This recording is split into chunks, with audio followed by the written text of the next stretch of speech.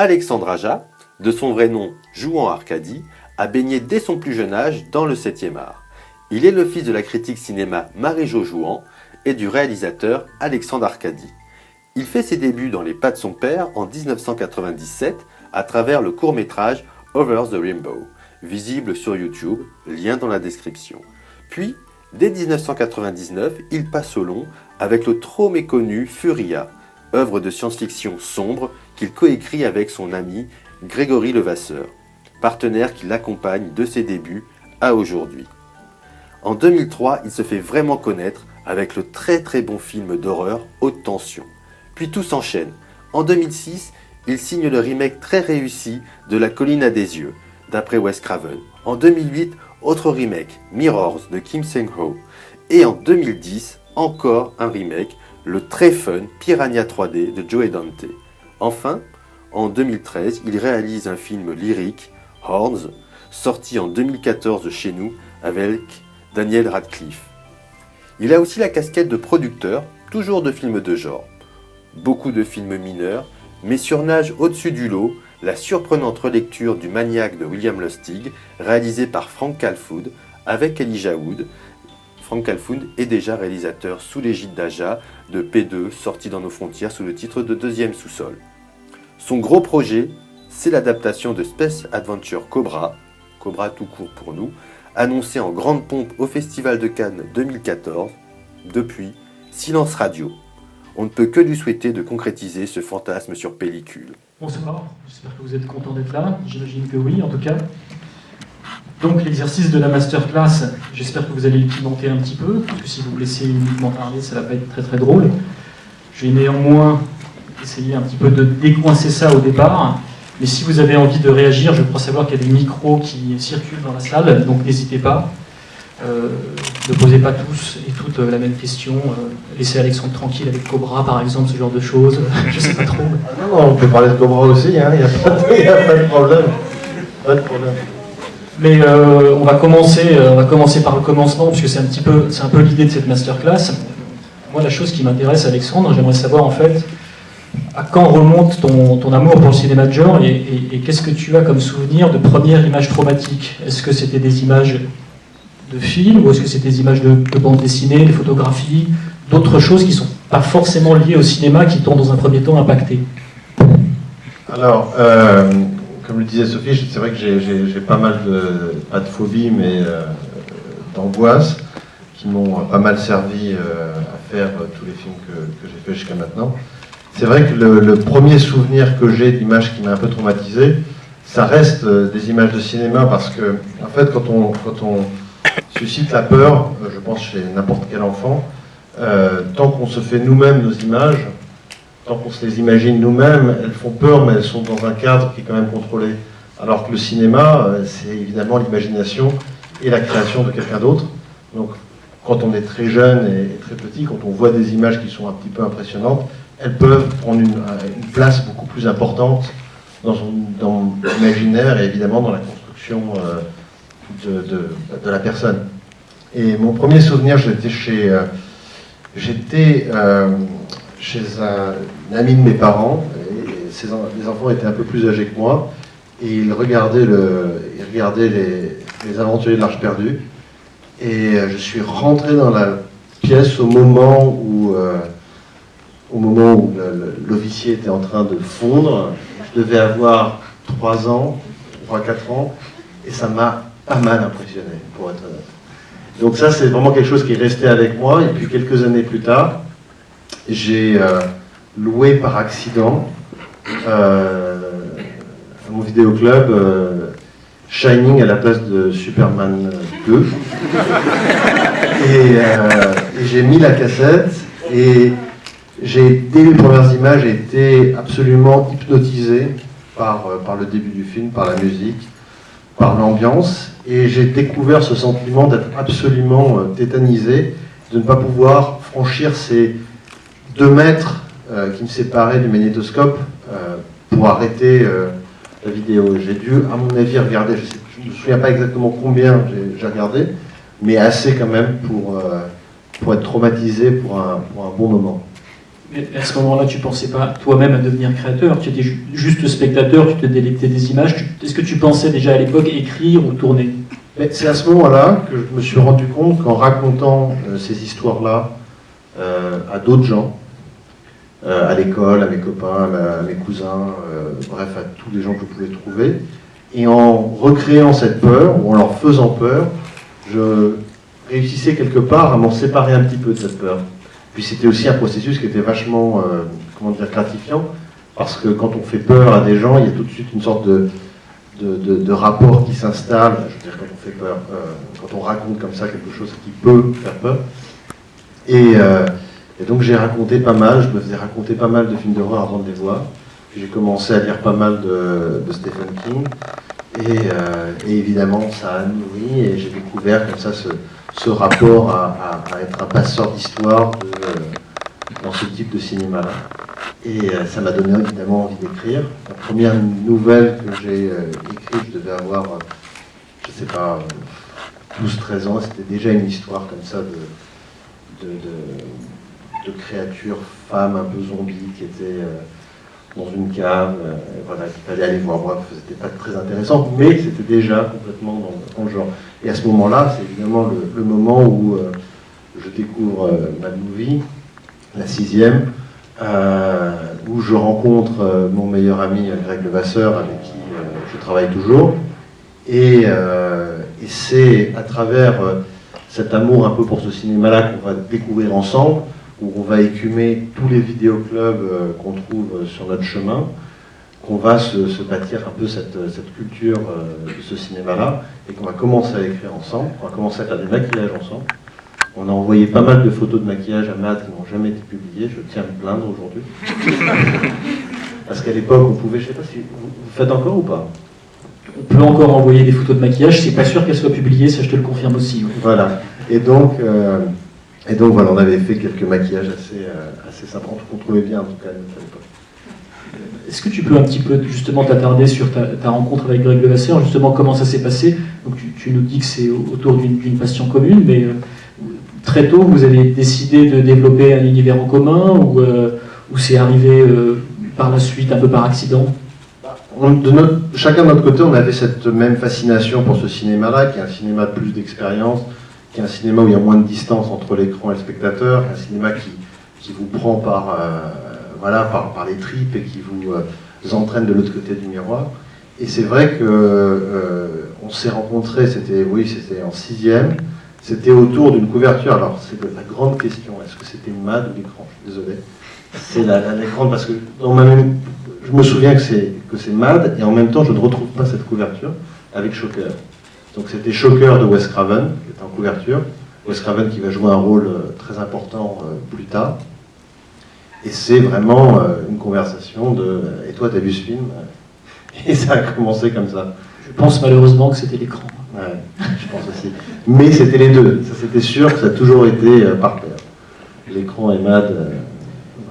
Donc c'est drôle, en fait, assez tôt exposé au cinéma de Wes Craven, j'imagine qu'à l'époque, tu étais loin d'imaginer que des années plus tard, tu travaillerais avec lui. Enfin, c'est assez fou.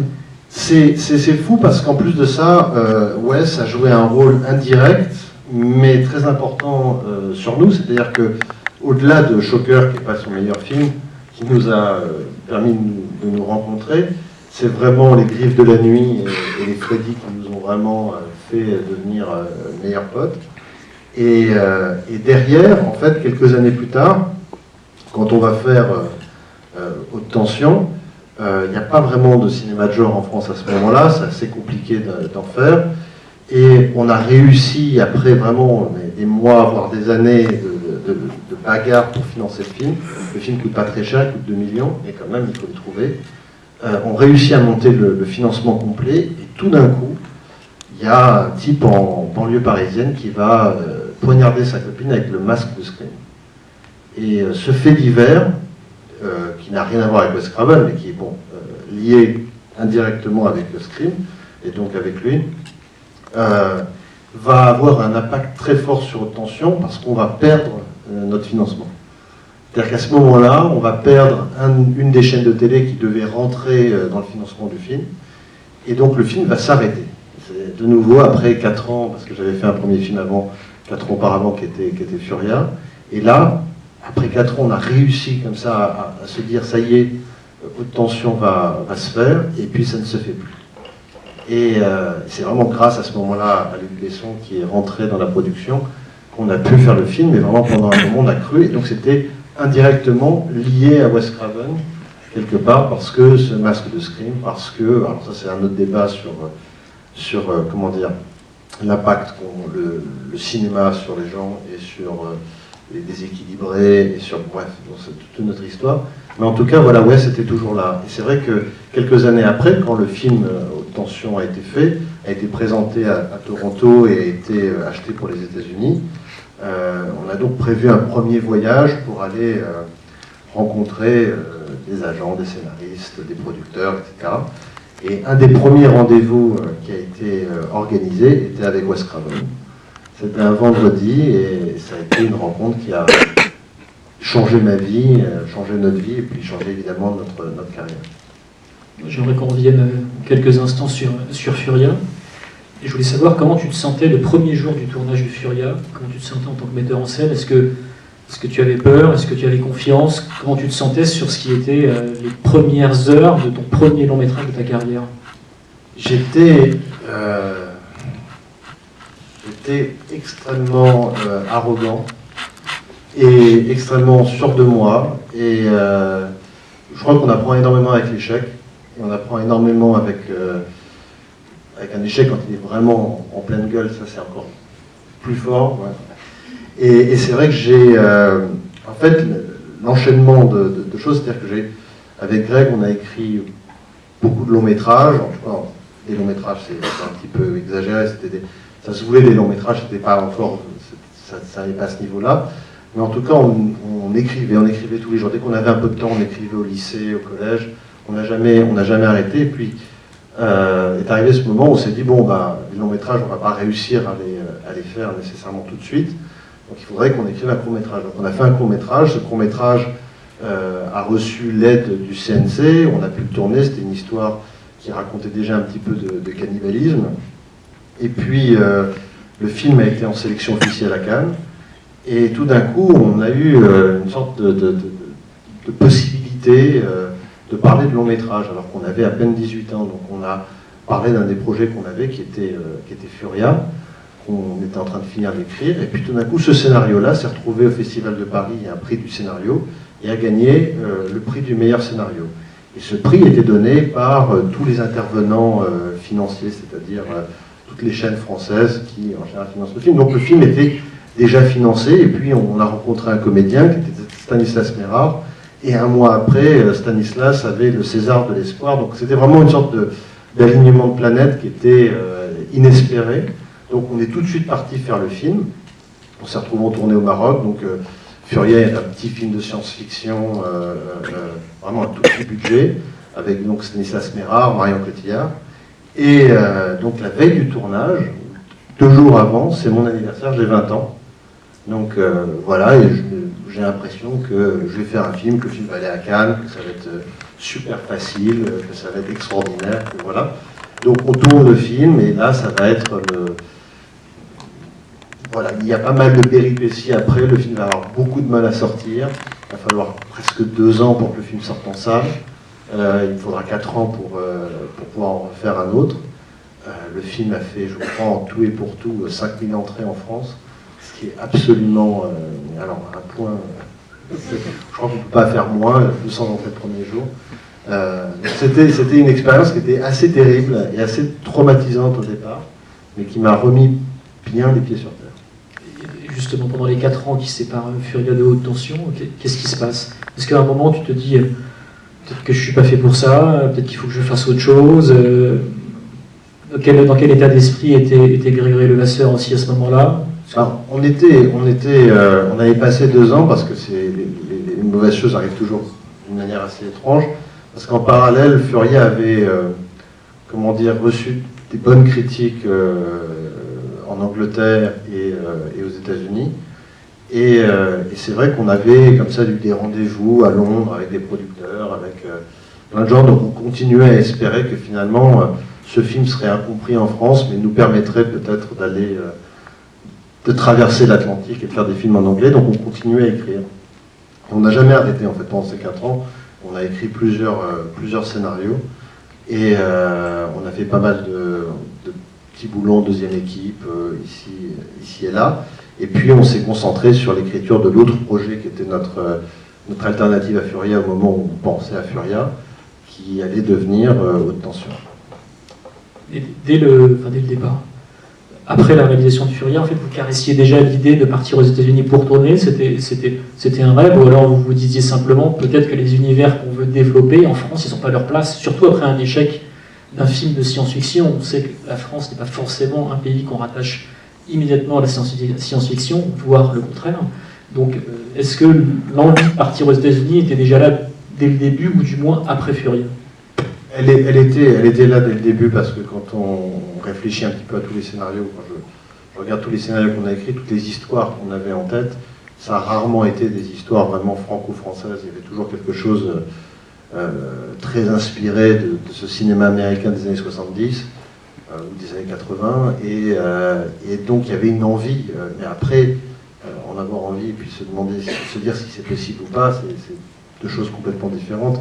C'est compliqué d'aller aux États-Unis, c'est compliqué d'aller faire des films là-bas, c'est compliqué avec la langue, mais aussi avec les partenaires, et puis ils ont aussi des réalisateurs, ils n'ont pas besoin de quelqu'un d'autre, donc on s'est jamais dit c'est ce qui va se passer, mais on espérait. Et c'est vrai qu'à un moment donné, avec Furia, on a cru qu'il y allait avoir peut-être une possibilité pour un thriller de science-fiction qu'on avait écrit, et puis ça s'est pas fait, et voilà, donc on est revenu à Haute Tension. Haute Tension, c'est un peu la consécration. Le film aurait pu effectivement mieux marcher en salle, mais quand on regarde les scores qu'il a fait à l'époque et quand on les compare en tout cas aux scores que font certains films de genre aujourd'hui, on peut dire que c'est un succès. Il a été très bien accueilli par la critique, et c'est celui qui vous a assis, Grégory et toi, en tant que réalisateur important. Ça peut paraître un peu réducteur parfois de dire ça, mais de cinéma de genre français. J'imagine que vous étiez sur un petit nuage après la sortie du film. Et surtout la réception critique. Vraiment, on ne savait pas à quoi s'attendre. On était vraiment, quand on a fait Haute Tension, on a vraiment fait un film qui était pour nous un film hommage à tout ce cinéma qui nous avait inspiré. Donc c'était vraiment, pour le coup, c'est vraiment un film postmoderne où on va citer tous les films les uns après les autres, au sein d'une histoire qui est très simple. Et c'est vrai qu'on ne s'attendait pas à un accueil comme celui-là. C'est-à-dire que le film est sorti en France, il a moyennement marché, je crois qu'on a fait 130 000 entrées en tout, ce qui est bien, mais ce qui n'est pas non plus, ce qui est loin d'être un succès en France, mais la critique était extrêmement bonne. Et ça nous a vraiment surpris, parce que en général, toutes les tentatives de genre à l'époque en France avaient vraiment échoué, et encore plus avec la critique. Et puis derrière, le film a été pris à Toronto, puis à Sundance. Ça a été un énorme succès DVD. Il y avait encore le DVD à l'époque, ce qui permettait au cinéma de genre d'exister d'une manière encore plus absolue qu'aujourd'hui. Et c'est vrai que ça a été, Haute Tension a été un succès à peu près partout dans le monde. Je crois que le film est sorti quasiment dans tous les territoires. Et c'est vrai que ça nous a amené une sorte de crédibilité qui nous a permis derrière de continuer. Et après, évidemment, la colline des yeux a aidé énormément. Ce que tout le monde se disait au moment où Haute Tension est sorti, c'est ça y est, ils l'ont fait. C'est-à-dire que tout le monde était persuadé qu'il était impossible, en fait, de faire un film hommageux, réussi, qui soit fort, viscéral, très graphique, avec une mise en scène qui soit justement, je n'irai pas jusqu'à dire à l'américaine, mais qui a quand même ce souci de l'efficacité. Et je pense que ça a décoincé même de jeunes metteurs en scène qui pensaient que c'était impossible de faire ce cinéma-là en France. Est-ce que vous en avez eu conscience de ça? Est-ce que vous avez eu des gens qui se sont dit, en fait, après Haute Tension, on s'est dit qu'il était possible de faire ce cinéma-là en France, donc du coup, ça m'a motivé à écrire et peut-être à tourner? Alors, oui, après coup. Sur le moment, on était vraiment... quand on a terminé le film, parce qu'il y a eu une petite aventure entre Haute Tension et et La colline des yeux, c'est que Luc Besson, qui avait donc produit Haute Tension, nous a approchés pour qu'on réalise pour lui l'été suivant Banlieue 13. Et Banlieue 13 était un film qui était vraiment à des galaxies de mon univers et de ce que j'aime et de plein de choses. Mais bon, à l'époque, il faut se remettre en perspective, c'est-à-dire qu'on n'a aucune garantie que Haute Tension va marcher, va mieux marcher que Fureka, ou va trouver un public. Et tout d'un coup, Banlieue 13 est un film énorme qui va coûter 15 millions d'euros avec des moyens à la limite du genre, mais bon, dans l'action. Et à ce moment-là, donc on ne peut pas passer à côté de cette offre, donc on se met à travailler sur Banlieue 13. On écrit beaucoup sur le scénario, on travaille, on fait la préparation, les repérages, le casting. Et puis tout d'un coup, Cyril Raffaelli, qui est l'acteur principal, va se sectionner le tendon d'Achille. Et en se sectionnant le tendon d'Achille, le tournage va aller à Toronto présenter Haute Tension et de pouvoir après rencontrer Wes Craven et partir sur une direction qui était beaucoup plus proche de notre univers que celle dans laquelle on allait s'embarquer. Qu'est-ce que vous vous disiez, Grégory et toi, au moment de la préparation de Banlieue 13? Vous disiez que c'était un film nécessaire à l'avancée de votre carrière. Vous disiez, mais ça se trouve, on va pouvoir en tirer quelque chose de bien. Je crois que j'avais lu une interview de toi où il était question que Banlieue 13 s'inspire quand même pas mal de John Carpenter. Enfin, essayer de tirer le film vers ces horizons-là. Est-ce que vous disiez pas, ça y est, entre guillemets, on signe avec le diable, on va faire un film qui est pas vraiment celui qu'on aimerait faire? On signait avec un diable qui nous avait sauvés.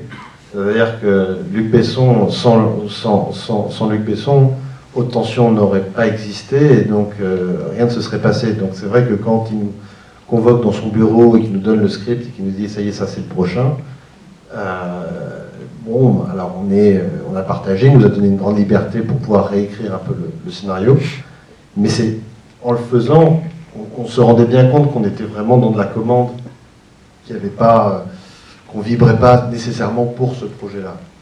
Et c'est vrai que le jour où le pauvre Cyril s'est sectionné le tendon d'Achille, il y avait évidemment une partie de moi-même qui était extrêmement inquiète pour lui, parce qu'on avait travaillé ensemble depuis pas mal de temps, mais une autre partie qui me disait c'est un signe que je vais pouvoir ne pas faire ce film-là et repartir sur des choses qui sont vraiment ce que j'ai envie de raconter, ce que j'ai envie de voir à l'écran, et pas du tout ce cinéma-là.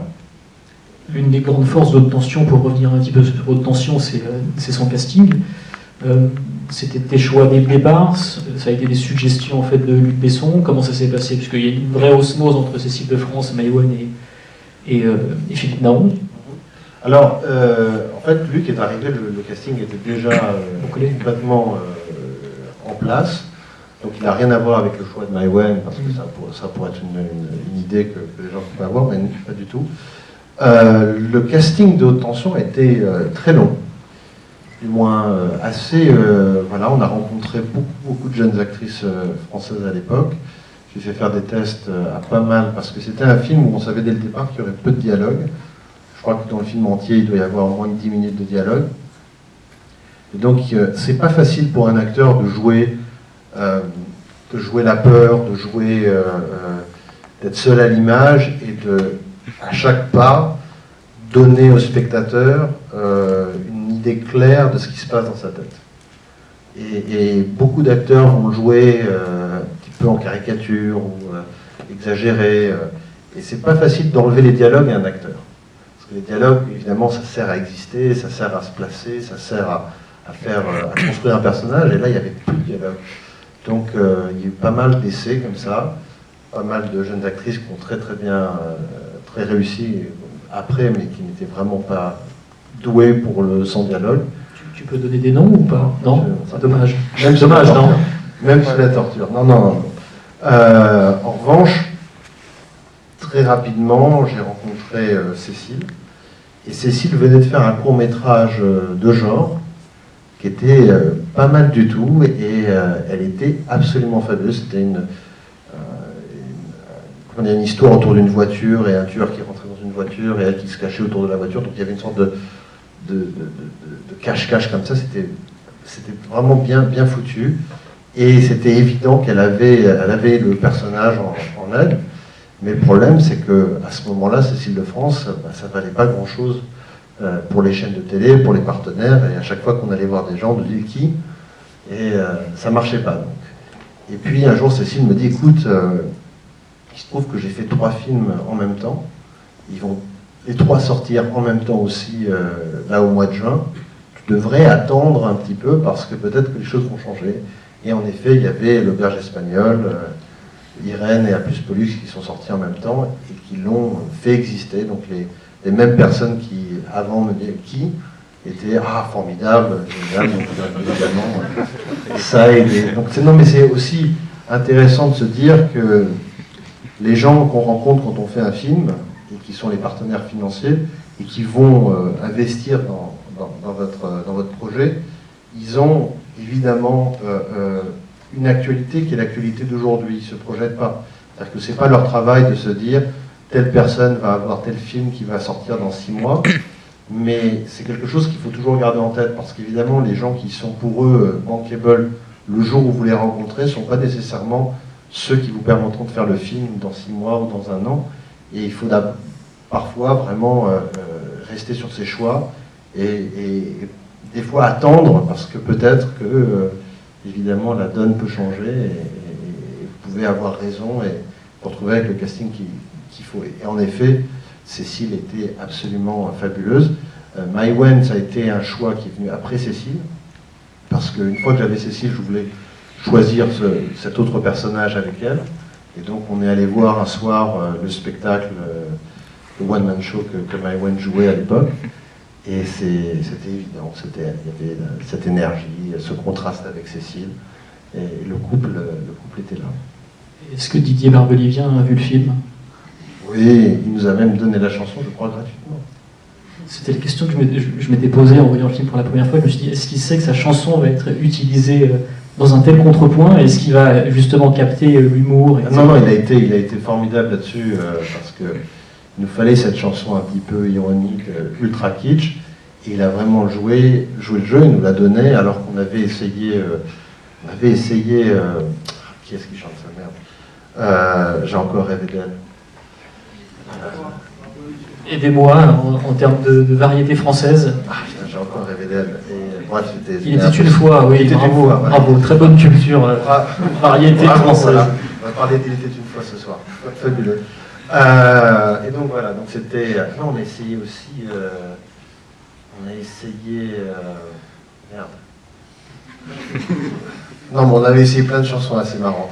Mais bon, toutes les filles que j'ai aimées avant, c'était parfait pour le film. Et Philippe Naon, tu l'avais repéré chez Gaspard Noé avant, ouais. Exactement, bah oui, c'était la grosse claque du cinéma de genre, ou à la limite du genre à l'époque. C'était évidemment Seul contre tous, et Naon qui était monumental, donc était une évidence pour le personnage. Est-ce que, on veut commencer à poser des questions avant de se lancer sur La colline des yeux, est-ce qu'il y a des gens qui veulent réagir justement peut-être sur Haute tension? Tout le monde l'a vu en salle, Haute tension, ici? Qui l'a vu en salle, le film? Qui l'a vu en DVD?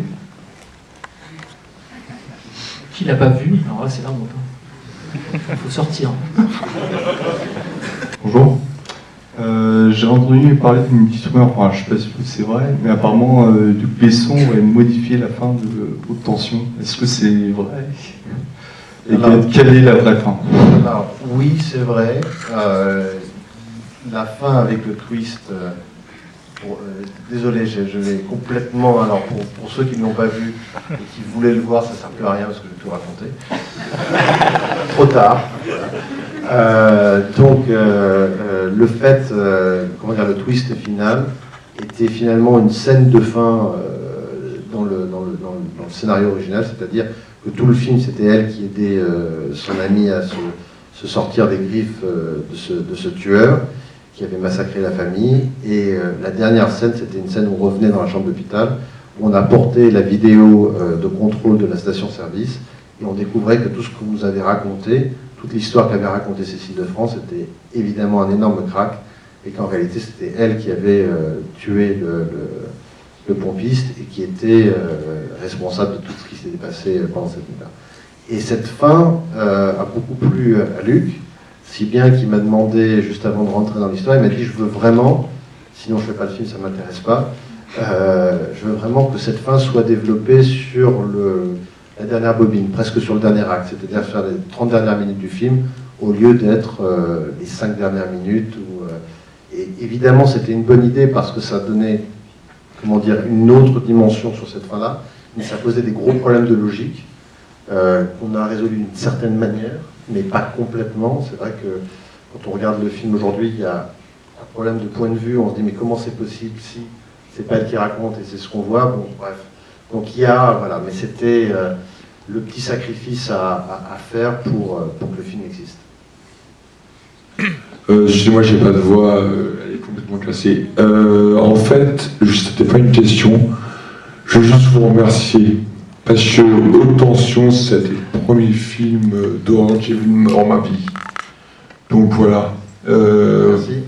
Oui, je vous assure. Et donc j'ai tout découvert après. Et la plupart des films qui vous ont inspiré, genre Ma sœur tronçonneuse, etc., je les trouve franchement ceux de votre film, même si je... Non, je vous assure, il y a le côté culte, il y a le côté tout ça, mais je vous assure, votre film est vraiment encore au-dessus de certains canons du genre, enfin... Merci beaucoup. Je vous assure, donc merci, parce que grâce à vous, je joue au pif, et tout ça. On va embrayer sur la colline, si tu veux bien, Alexandre. Sans transition, mais c'était très gentil. Est-ce que La colline des yeux, le film original de Wes Craven, c'était ton Craven préféré d'ailleurs? Oh, loin de là. Loin de là, et je pense que si Wes m'avait proposé directement La dernière maison sur la gauche, je pense que je lui aurais dit, mais pourquoi? C'est tellement bien, pourquoi refaire La dernière maison sur la gauche? Non, c'était pas du tout mon préféré. Au contraire, je crois que c'est un film... dès la première vision avec Greg, on s'est rendu compte que c'était assez faible dans le jeu des acteurs, dans la mise en scène. C'était très loin finalement de La dernière maison sur la gauche ou des Griffes de la nuit ou de tout un autre pan du cinéma de Wes Craven, mais qui avait quand même une très bonne idée, une très bonne histoire, vraiment une base qui était vachement intéressante. Et je l'ai senti dans ce premier rendez-vous avec Wes Craven quand il nous a dit « Est-ce que vous connaissez La colline des yeux ?» Bon, évidemment, c'était très peu de sa part, mais c'était une évidence. Est-ce que ça vous intéresse de réfléchir à comment le refaire aujourd'hui? J'ai senti à ce moment-là qu'il n'était pas, comment dire, c'était pas le discours de quelqu'un qui était absolument fan ou heureux ou satisfait de son premier film, et qui voyait finalement l'idée de refaire La colline des yeux comme une opportunité de faire quelque chose éventuellement de mieux ou de différent, en tout cas qui serait peut-être plus proche de la réalité de ce qu'il voulait faire au départ.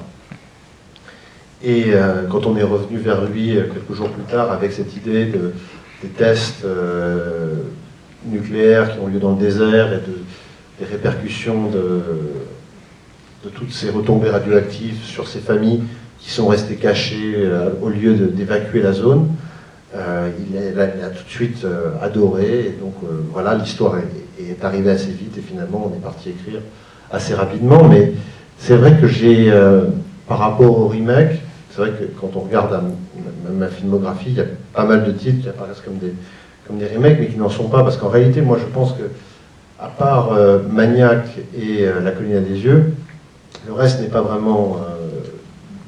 Piranha n'est pas un remake du tout du film de Joe Dante. C'est le même titre, mais ça n'a rien à voir. Mirror, c'est très différent du film coréen. Mais bon, Maniac est un vrai remake, et La colline des yeux est un vrai remake aussi. C'est vrai que c'est des films qui, j'ai l'impression, qu'ils pouvaient se permettre d'avoir une nouvelle version. C'est vrai que j'ai reçu tous les remakes possibles et inimaginables, tous les scénarios de tous les plus grands classiques à refaire, et à chaque fois j'ai cette même réaction, c'est mais pourquoi il faudrait refaire ce film-là? C'est absolument formidable, ça marche très bien, pourquoi aller le saccager? Et c'est vrai qu'il y a certains films qui permettent cet exercice, qui permettent de pouvoir apporter quelque chose de différent. Et La colline des yeux, pour moi, est un film qui pouvaient accepter, qui pouvaient coexister à côté d'une nouvelle version. En termes de structure et de défi de mise en scène, c'était clairement le plus gros film pour vous deux à l'époque. Comment ça s'est passé sur le tournage? Ça a l'air d'être un film qui a été particulièrement dur justement à mettre en boîte. J'imagine les températures, tout ça, etc. Vous avez tourné au Maroc, c'est ça, hein? C'est ça, on a tourné au Maroc. Alors, tout le processus a été très très long. Et on a eu très peur pendant très longtemps d'avoir fait le mauvais choix. Il s'est avéré être le bon choix. Alors, il n'y a vraiment aucun doute là-dessus au bout du compte. Mais c'est vrai qu'on arrive avec haute tension. Et à ce moment-là, le film est vraiment vraiment aimé aux États-Unis. Et on commence à recevoir énormément de propositions pour moi pour réaliser et pour Greg pour produire, d'autres films qui sont déjà écrits, qui sont prêts à partir. Il y a à l'époque un film avec Sam Raimi qui est sorti, qui s'appelait comment, Messenger, dont le script était beaucoup mieux au départ que le film à l'arrivée. Il y avait House of Wax, il y en a eu plusieurs comme ça. Et nous, on est resté fidèle à notre idée il faut qu'on écrive notre premier film en anglais, il faut qu'on occupe le terrain au maximum et pour garder un peu de contrôle artistique le plus possible, qu'on reste maître de notre film. Et donc on est resté sur La Colline à des yeux. Et La Colline à des yeux a mis beaucoup de temps. Il a fallu quasiment 2 ans entre la première conversation et le tournage, avec plein vraiment une préparation en dents de scie, où on a perdu notre studio. C'était les frères Weinstein qui devaient financer le film, mais ils se sont retirés au dernier moment. On a cru pendant un moment que le film ne se ferait plus. Ça faisait 1 an et quelques qu'on écrivait, donc c'était un peu embêtant. Et puis Fox est rentré dans l'histoire, et la Fox a financé le film. On est parti, le tournage devait se faire au printemps, ce qui est assez logique quand on tourne dans le désert. Et finalement, on s'est retrouvé à tourner pendant l'été, ce qui n'est pas logique du tout, avec une chaleur qui était au-delà de 45 degrés tous les jours, tout le temps, 42 jours de tournage,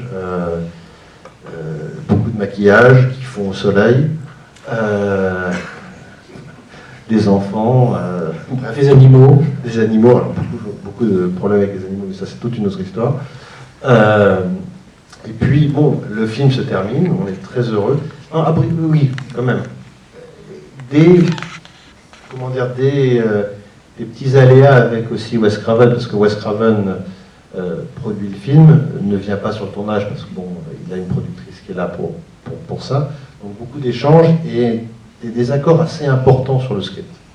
On peut en parler aujourd'hui, et on en a reparlé, je veux dire, je crois qu'on en a déjà parlé même ensemble. Il y a,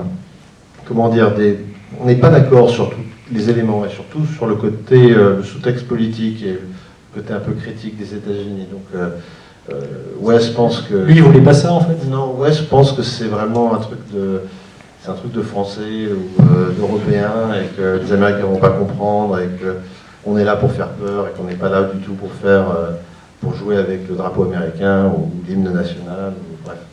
Donc, c'était pas gagné. Finalement, j'ai réussi à maintenir le scénario tel qu'il était. Et ces conversations-là se sont poursuivies au montage. Wes avait l'impression qu'on s'était trompé de film. Qu'on était parti dans quelque chose qui n'était pas du tout le film qu'il fallait faire. Et les premières projections test lui ont fait complètement changer d'avis, parce qu'il s'est rendu compte que le public réagissait extrêmement bien. Les premières réactions, c'était genre Wes Craven est de retour, le meilleur film de Wes Craven. Bref, il y avait plein de choses comme ça qui l'ont encouragé. Et il s'est rendu compte qu'il s'est un peu ouvert à notre idée. Et puis, sur la fin du montage, il nous a vraiment protégés. C'est-à-dire, c'est lui qui avait le final cut. Et il nous a donné ce final cut-là pour que le film soit exactement celui qu'on voulait au bout du compte. Et c'est grâce à ce film-là que tu as pu obtenir la confiance de la Fox, j'imagine, et ensuite pouvoir faire Mirrors avec eux, c'est ça, hein? Oui, c'est un moment assez particulier que je comprends maintenant, que je n'ai pas compris du tout à l'époque. Alors, quand on fait un film aux États-Unis, alors il y a plusieurs étapes. Il y a le côté nouveauté. Alors ça, c'est le côté haute tension, c'est-à-dire qu'on est la petite nouveauté qui vient d'arriver, donc dont tout le monde parle, donc ça c'est cool et tout ça. Donc ça permet de faire un film. Donc ça, c'est au box-office américain. Alors là, c'est plus la nouveauté, c'est le réel du moment. Et là, c'est l'occasion où normalement on te propose n'importe quel film, y compris en dehors du genre, y compris des énormes films. Et tu as l'impression que bon, bah, c'est pas vraiment, c'est pas grave, ça reviendra, et finalement ça ne reviendra pas. Moi, ça ne reviendra pas, c'est pas ça que je veux dire. C'est-à-dire que c'est un moment clé où tout d'un coup, c'est vraiment un phénomène de mode, hein, où tous les studios vont se dire ah non mais lui il faut lui mettre, il faut lui donner un film de super-héros, c'est là où tu rencontres Marvel, c'est là où tu rencontres tout ça.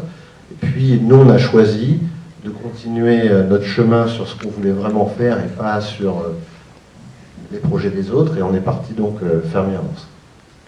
Comment ça s'est passé notamment avec c'était la première fois que vous aviez une grosse star au générique, Kiefer Sutherland, enfin vous aviez eu des acteurs connus précédemment, mais là en tout cas une vraie tête d'affiche. Est-ce que ça a influé justement sur le tournage, sur le montage, sur ta façon aussi de diriger un comédien? Moi j'avais vraiment envie du Kiefer de l'expérience interdite, c'est-à-dire un Kiefer Sutherland qui était beaucoup plus, comment dire, avec un jeu qui était beaucoup plus large. Aujourd'hui, je peux le dire, je pense que ça s'est très très bien passé entre nous. Hein. Il n'y a eu aucun problème, il a été formidable, il a soutenu le film. Mais à ce moment de sa carrière, il était complètement Jack Bauerisé, si on peut dire. C'est-à-dire qu'il était vraiment rentré tellement dans son personnage de Jack Bauer qu'il était très difficile pour lui de revenir à d'autres types de jeux, d'autres émotions, de se montrer plus vulnérable, de s'ouvrir plus. Donc c'est vrai que ça a été un petit peu mon combat pendant le tournage, de le pousser, de le pousser, de le pousser. Et il y a des moments où on a réussi comme ça à avoir un petit peu, mais c'est vrai que ce Kiefer-là n'était plus le même. On parlait avec la Collinette des Yeux justement de la difficulté à tourner dans le désert sous des températures absolument insupportables, mais tous les metteurs en scène s'accordent à dire qu'il n'y a rien de plus difficile que de tourner sur l'eau. Est-ce que tu as vérifié ça avec Piranha justement? Ah oui, alors là, en fait, à chaque nuit, je me suis dit, non mais ça ne pourra jamais être pire que ça. Et en fait, systématiquement, ça s'est confirmé. En tout cas, pendant cette période-là. Donc là, on était, en effet, pour Piranha, on s'est retrouvé à tourner dans le désert. Alors toujours, il ne faut jamais tourner dans le désert l'été parce que ça n'a aucun sens. Et pourtant, nous avons tourné l'été dans le désert pour la deuxième fois, même après avoir averti tout le monde, avoir dit il faut qu'on soit prêt au printemps parce qu'il va faire 50 degrés en Arizona pendant l'été, et on y était.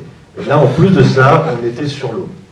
Alors là, l'eau, le désert, la chaleur, la 3D, c'était les enfants, les piranhas, ça a été... Alors, quand on regarde le film, on a l'impression qu'on s'est bien amusé. Alors oui, on s'est bien amusé. Oui, il y a eu des moments assez sympathiques, il y a eu beaucoup de fêtes. L'avantage d'être sur un lac, c'est que quand il fait chaud, on peut se baigner.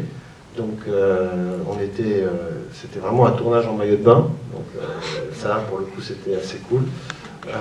La partie moins cool, c'est qu'on était en permanence sur une sorte de barge qui devait faire la taille de la scène, avec 50 mecs dessus en maillot de bain.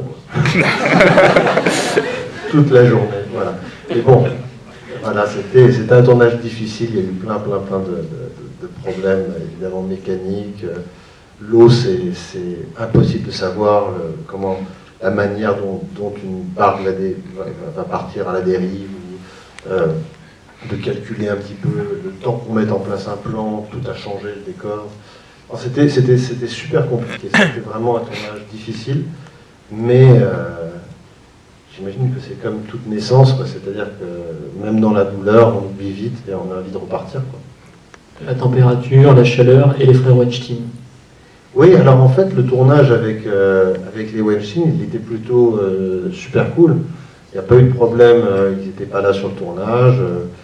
On avait un super budget, on avait les meilleurs techniciens possibles, on avait vraiment tout ce qu'il fallait pour faire le bon film. C'est vraiment sur la post-production qu'on a eu des gros problèmes parce que c'était un film qui était en 3D, qui ne pouvait pas être tourné en vrai 3D, même si c'était le cas au départ, on devait le faire parce que la vraie 3D sur l'eau ne marche pas. C'est une question de l'œil droit et l'œil gauche qui doivent avoir exactement la même lumière et la réflexion sur l'eau fait une lumière qui est de toute façon différente. Donc il fallait faire de la conversion. C'était vraiment le début de la conversion en 3D. C'était aussi des piranhas et 400 plans de piranhas complètement en CG.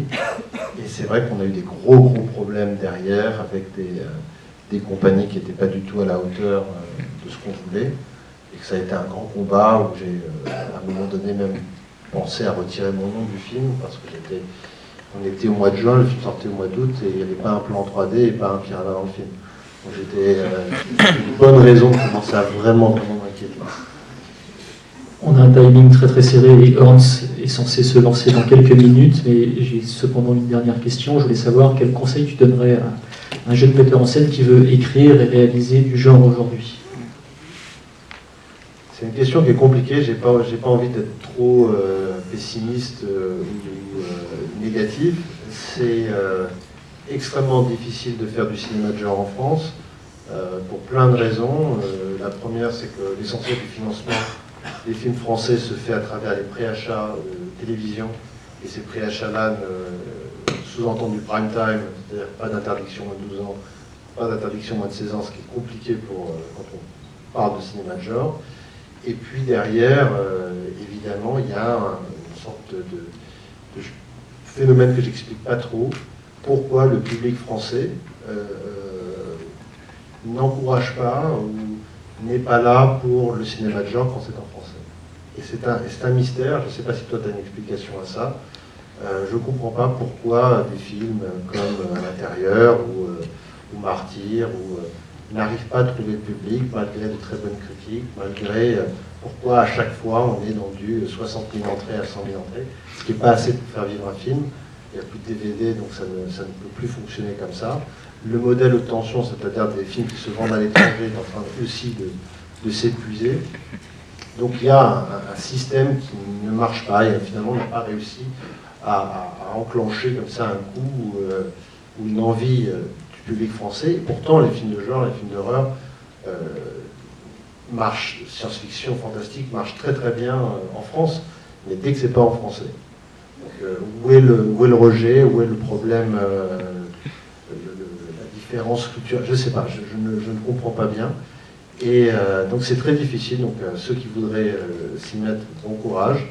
Alors en même temps on va voir, hein, là j'en ai vu un à Cannes qui était assez génial, grave, donc on va voir ce que ça donne, j'espère que le public sera là. Et puis après il faut penser, si l'histoire est bonne, si l'histoire est vraiment bonne, et si elle est vraiment unique et originale, il ne faut pas hésiter à s'imaginer de la faire en anglais parce que c'est plus facile. C'est juste plus facile. C'est plus facile de sortir plus petit partout que gros en France. Merci Alexandre, merci à vous et bon film avec Ernst.